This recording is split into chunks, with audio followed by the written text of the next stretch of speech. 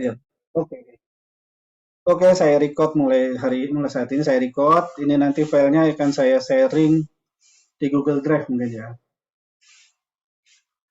Oke, kita mulai saja. Saya presentasikan data mentahnya dulu dari datanya.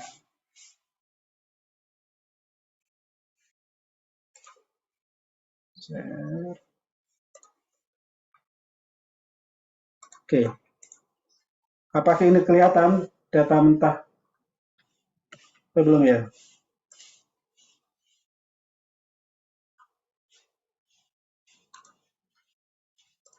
Oke,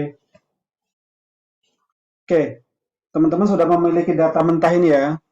Data mentah ini terdiri adalah berupa data penjualan mobil berbagai merek, berbagai tipe, berbagai area, jumlah stok terjual, pajak kadaluarsanya kapan, nilai penjualan. Oh, maaf, maaf, maaf.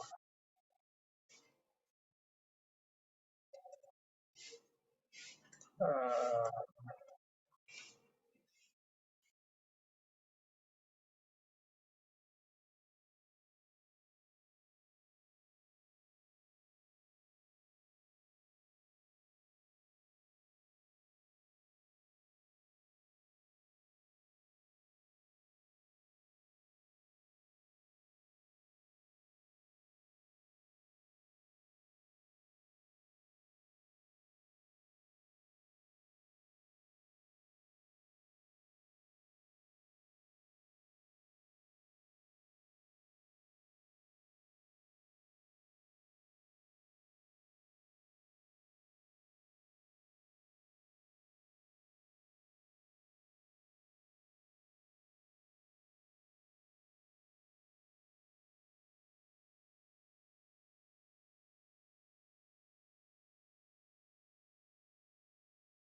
Maaf teman-teman, ada telepon.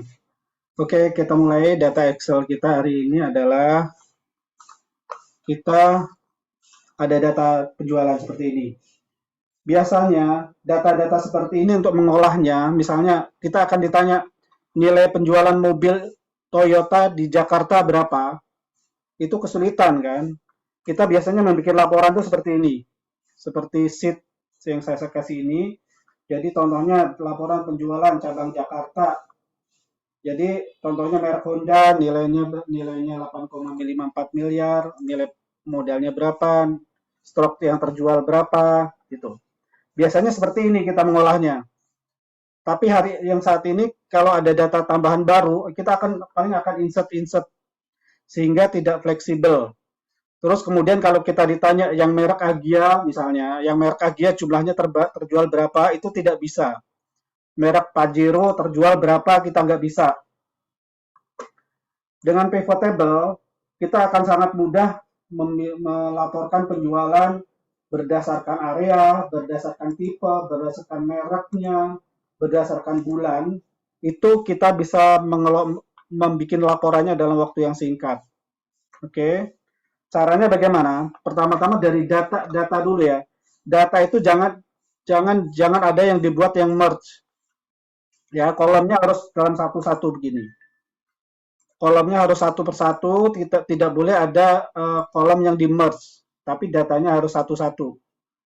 Tidak boleh ada data yang lengkap, yang kosong, seperti ini misalnya, tapi harus dibuat rata semuanya data terisi. Setelah kita menyusun datanya harus begini ya, kita nggak usah urutkan. Data ini kita nggak harus disortir dulu, yang Suzuki mana, yang bulan Januari mana, yang Jakarta mana, itu sebenarnya tidak harus diurutkan. Ya, data ini biarin ngacak dulu. Kita tinggal meneruskan data ini selanjutnya nanti. Itu kita lanjutkan bulan April, nilai mereknya apa, Toyota. Itu tidak perlu harus sesuai dengan urutan. Kita boleh terserah kita. Data selanjutnya itu nggak harus diurutkan. Setelah ada data seperti ini, yang harus pertama kita lakukan adalah membuat data ini menjadi table, yaitu Ctrl A. Ctrl A maka akan terseleksi semua data yang kita punya ini. Kemudian kita masuk ke format table. dibuat datanya seperti ini. Sebaiknya begini ya. Jadi data ini berbentuk table, format table, bukan format yang lain. Ya, mau formatnya seperti apa terserah, tapi intinya harus dibikin bahwa data ini adalah data table. Jadi setelah diblok, Ctrl A, terblok semua, kita bisa pilih format table.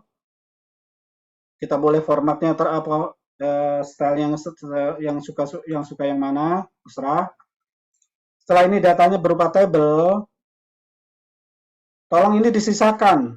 Ini paling bawah ini, di bawah ini harus disisakan untuk data-data berikutnya. Nah, jangan kalau membuat data jangan di bawah table yang kita buat. Jadi kita harus sisakan data untuk kita bikin data barunya nanti. Misalnya bulan Mei, merek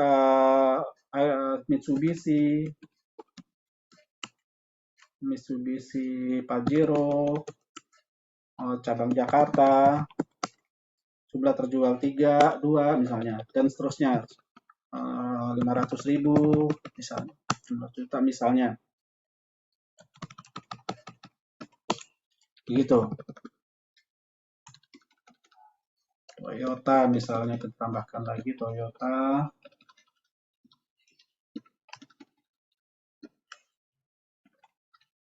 Nah, misalnya datanya seperti ini kita udah tambahkan. Selanjutnya setelah data tabel ini siap kita bikin laporan, kita masuk ke insert, pivot table. Nah, ini data ini akan menyeleksi data yang database yang kita punya sampai ke kolom yang masih kosong, ya. Sampai ke baris yang masih kosong itu diseleksi, tidak masalah. Jadi dia otomatis menyeleksi range atau table 1 itu ya. Nah, kita akan dapat data itu contohnya seperti ini, laporan pivot table kita akan susun. Kita akan bikin laporannya itu berdasarkan apa?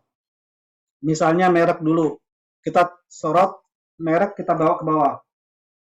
Nih, pertama-tama yang akan ditampilkan data yang akan kita laporkan itu adalah pertama merek, kemudian tipe, kemudian area.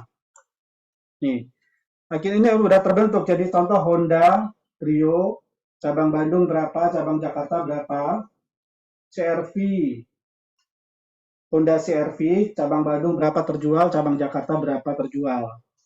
Kita belum masukkan tinggal masukkan jumlahnya. Jumlahnya kita taruh nilai penjualan nih contoh ya, atau stok terjual. Nih, kemudian nilai penjualannya paling kanan. Nah, ini kita sudah bisa memperoleh laporan dalam waktu tidak lebih dari 1 menit. Kalau kita bikin laporan, itu kita bisa bentuk laporan penjualan berdasarkan merek, berdasarkan tipenya, itu kita ketahuan. Ini jadi nilai penjualan itu sebesar 119 miliar itu untuk semua cabang, semua merek. Bagaimana kalau kita pengen hanya merek Honda saja? Kita tinggal filter, kita bisa filter berdasarkan merek. Nih, kita bisa taruh di atas di filter itu mereknya. Jadi kita hanya merek Honda saja. Kita bisa select hanya Honda saja. Nih, jadi Honda di Rio. Maaf ada telepon sebentar saya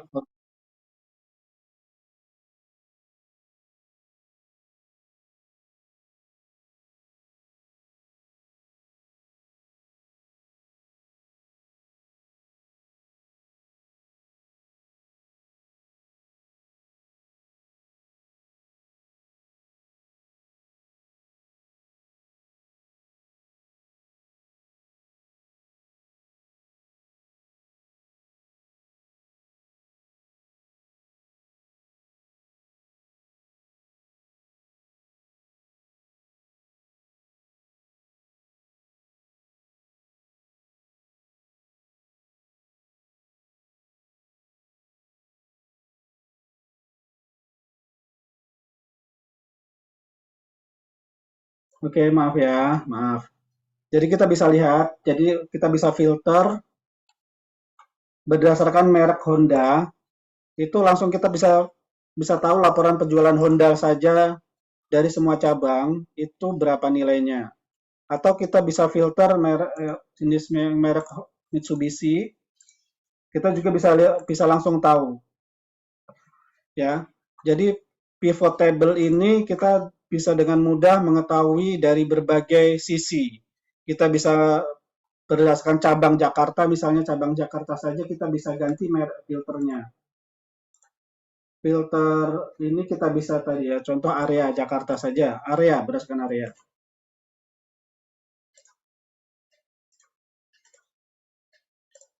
Nih, jadi penjualan mobil di Jakarta saja sebesar 38 miliar contohnya ini. Kita bisa pilih lagi,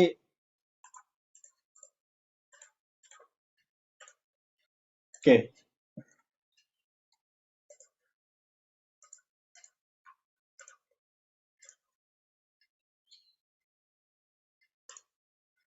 sampai di sini ada pertanyaan nggak?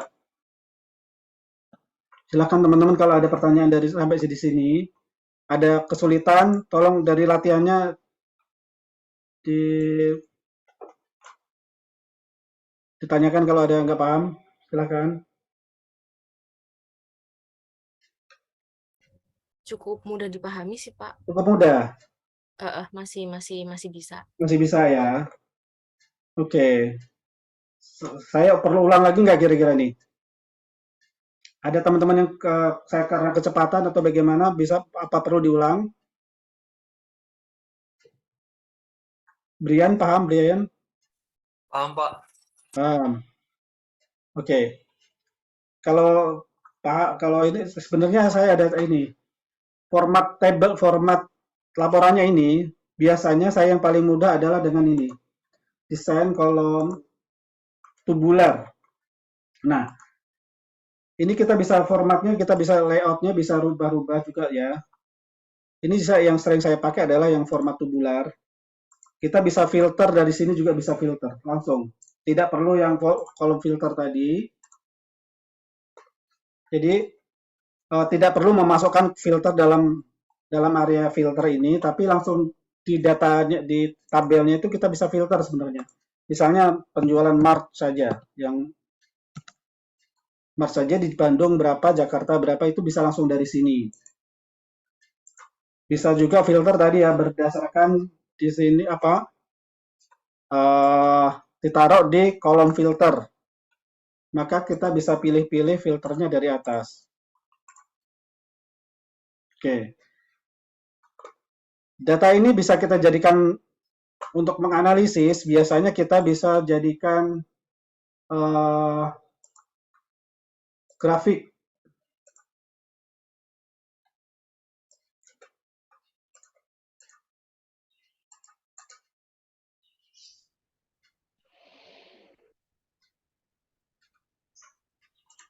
Sorry, saya kembalikan tadi dulu.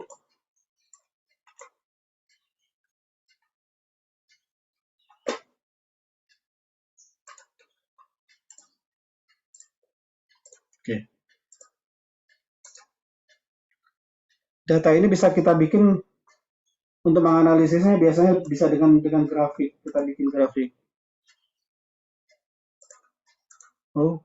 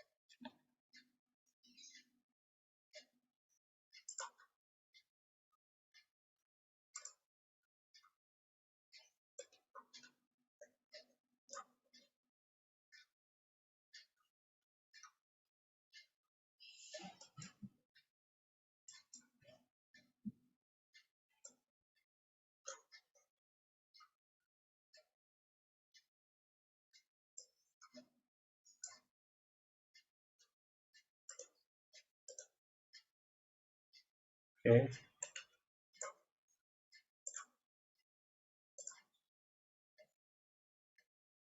Oke, jadi contohnya kita bikin laporan dalam bentuk grafik seperti ini. Jadi setelah kita bikin pivot table, itu kita bisa insert grafik yang kita mau apa terserah. Nah, jadi akan ketahuan bahwa nilai apa yang tertinggi adalah contohnya ini mobil Innova dari sini. Kita akan tahu bahwa dari data penjualan itu eh, nilai yang tertinggi dari grafiknya adalah Innova. Jadi setelah data-data misalnya data mentah ini kita tambah, kita rubah ya, itu langsung bisa kita langsung berubah. Atau ini contohnya ini yang terakhir ini saya contohkan menjadi 20 unit untuk jenis Pajero. Oke, dari ini akan langsung kita tinggal refresh ya. Kita refresh.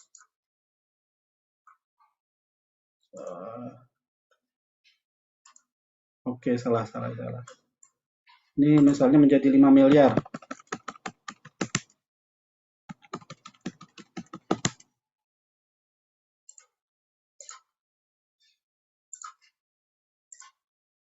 Maka nilai Pajero akan menjadi paling tinggi contohnya ini. Jadi kita mengubahnya itu dari data. Datanya itu kita bisa rubah-rubah selama masih dalam range. Range-nya ini ya. Jangan membuat data di luar range. Kalau kita bikin data di luar range ini, maka data tidak bisa bisa dilaporkan. Kita tidak bisa bikin laporan data yang di luar range. Jadi sebelum nambah data, tadi saya sarankan adalah selalu menseret ini ke bawahnya. Gitu. Pak, Jadi, izin bertanya. ya silakan Bu Maulina. Kalau misal ternyata yang kita kosongkan itu ternyata juga sudah terisi. Misal mau nambah berarti tinggal nge-sort tabelnya Ya, di ya, drag ya. aja tuh gitu. Oke, misalnya yang tempat yang kosong itu kita ada datanya ya. Kita ada data di sini ya. Misalnya kita udah kadung bikin data di bawah sini ya. Kita bisa bisa itu sebenarnya bisa edit bawa table atau gini. Misalnya saya copy dulu ya, ini data-data ini saya copy di luar table.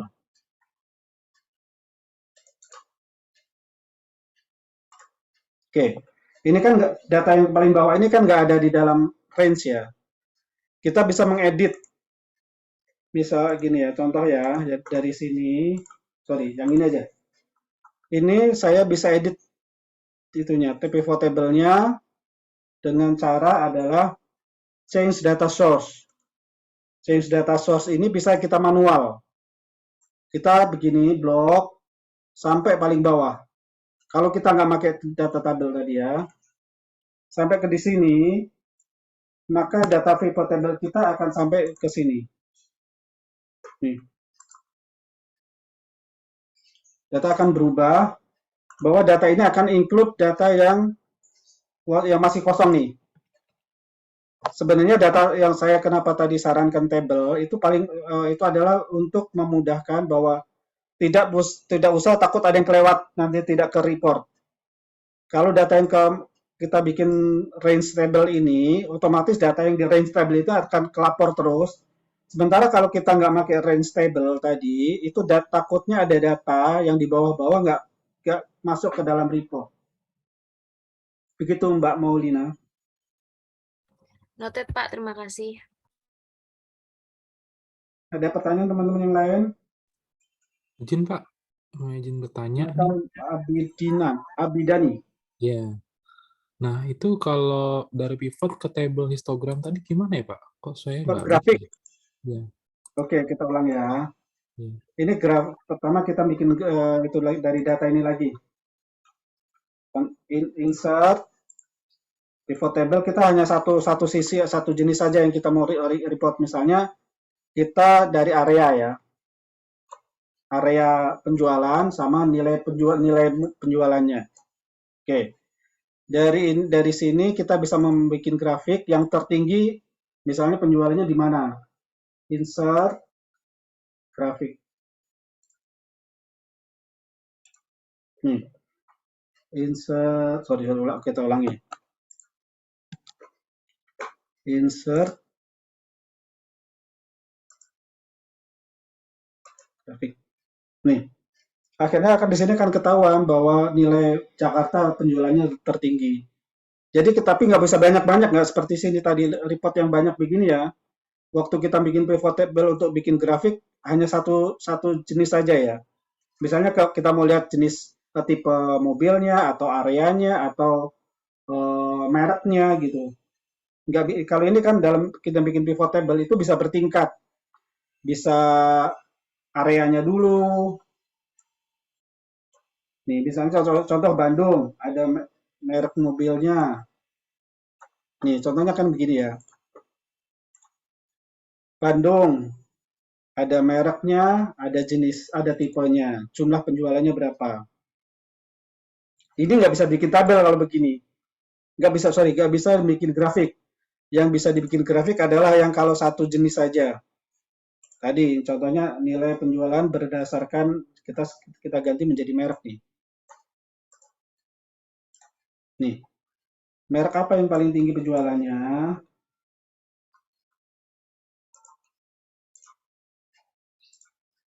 Nih, maka Toyota adalah nilai yang paling tinggi penjualannya dari grafik.